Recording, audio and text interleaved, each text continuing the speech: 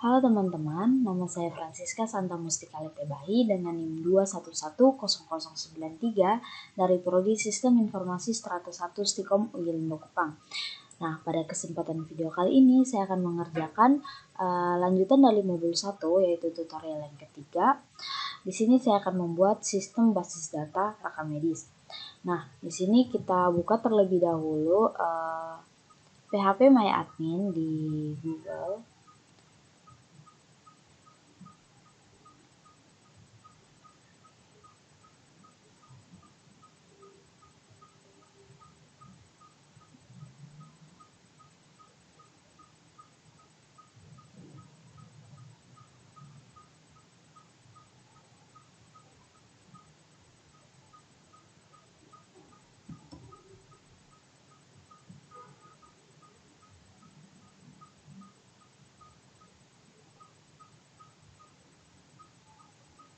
Nah, jadi di sini saya sudah membuat database-nya, yaitu dengan nama rumah sakit. Nah, di dalam database ini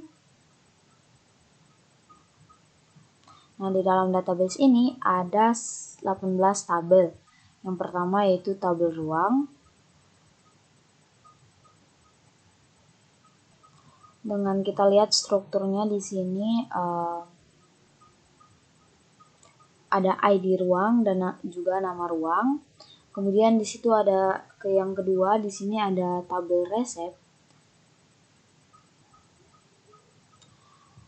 Pada tabel resep ini kita punya ID resep, ID rekam medis, ID obat, dosis, harga satuan, jumlah, dan juga ID karyawan. Kemudian tabel berikutnya ada rekam medis. Di sini strukturnya ada ID rekam medis, ID pasien, tanggal pelayanan, ID jadwal karyawan, ID poli, keluhan awal, ID karyawan, tanggal check-in, jam check-in, tinggi badan, berat badan, suhu, tensi, catatan hasil lab, catatan alergi obat, catatan alergi makanan, jenis perawatan, lama sakit, status perawatan, tanggal kontrol, ID karyawan kasir, dan juga metode pembayaran. Nah, di sini jadi ada 22 atribut pada tabel rekam medis. Kemudian di sini ada rawat inap. Tabel rawat inap ini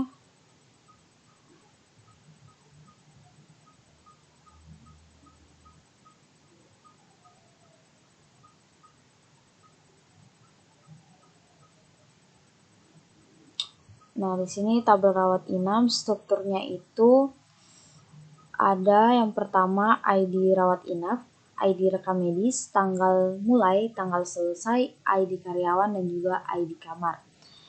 Kemudian ada tabel poli. Di strukturnya cuma ada dua, yaitu ID poli dan juga nama poli. Kemudian ada tabel penyakit. Di sini ada dua atribut, yaitu ID penyakit dan juga nama. Kemudian pasien. Nah, di pasien ini strukturnya ada ID pasien, ada nama, tempat tanggal lahir, jenis kelamin, alamat telepon, email, password. Jadi totalnya ada 9 atribut pada tabel pasien. Kemudian yaitu ada tabel obat.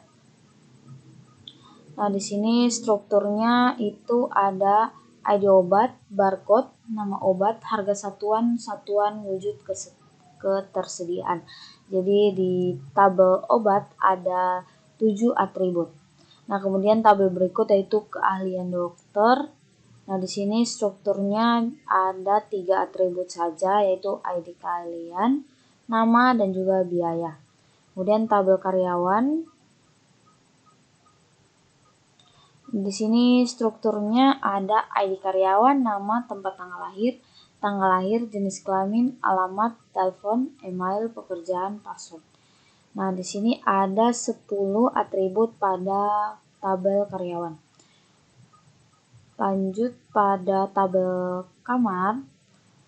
Di sini ada 4 atribut. Yang pertama ID karyawan, nama, kelas, dan juga harga. Lanjut tabel yang berikutnya itu tabel jadwal karyawan. Di sini jadwal karyawan ada 7 atribut juga, ID jadwal karyawan, ID ruang, hari, jam mulai, jam selesai, status ketersediaan.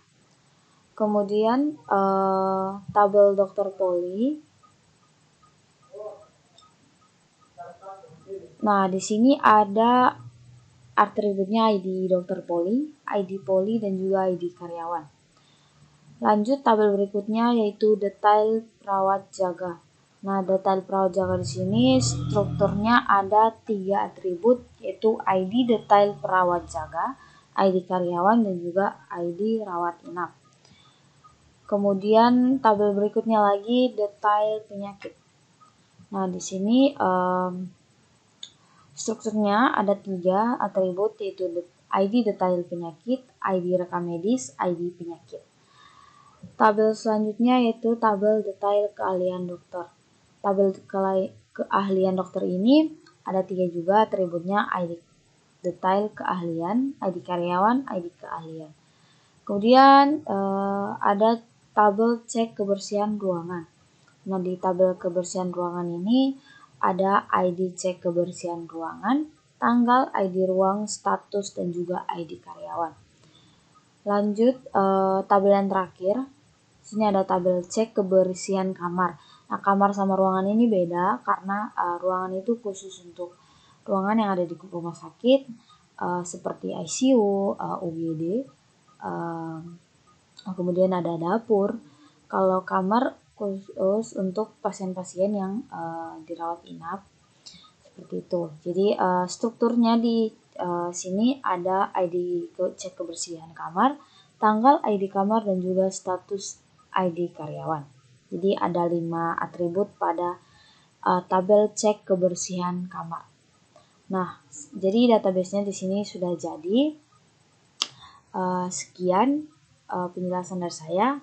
Terima kasih.